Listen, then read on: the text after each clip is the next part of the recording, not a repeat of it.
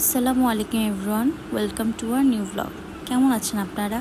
ভিডিওটা কিছুদিন আগে করা, তখন দেশের অবস্থা অতটাও ভালো ছিল না। কিছুদিন ঘরবন্দি থাকার পর মনে হলো বাইরে থেকে একটু হেঁটে আসি। তাই আমি, আমার ছোট বোন আর আমার হাজব্যান্ড বেরিয়ে গেলাম। রাস্তায় ওরা অনেক দুষ্টুমি করছিল। কিছু দূর হাঁটার পরে চোখে পড়লো একটি পাখির দোকান, যেখানে অনেক রকমের মাছও ছিল।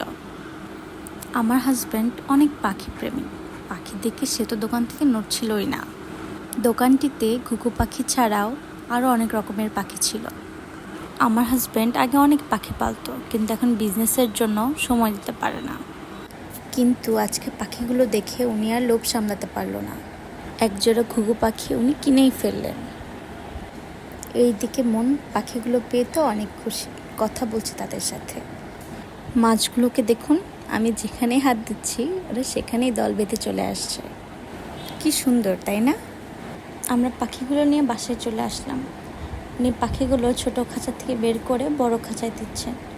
পাখিগুলো খুব মিশুক, দেখতেও মাশাআল্লাহ অনেক সুন্দর। ছোট খাঁচায় থাকার কারণে তাদের লেজগুলো একটু নষ্ট হয়ে গেছে। উনি লেজগুলো ঠিক করে পাখিদের খাঁচায় দিয়ে দিলেন। ঘুঘু পাখির ডাক কিন্তু অনেক সুন্দর। পাখিগুলো এখন সারাদিন ডাকে। ওদেরকে আমার বারান্দায় রেখেছি। আজকের ভিডিওটা এই পর্যন্তই। ভালো লাগলে একটি লাইক দিবেন এবং ফলো দিয়ে পাশে থাকবেন। আল্লাহ হাফেজ।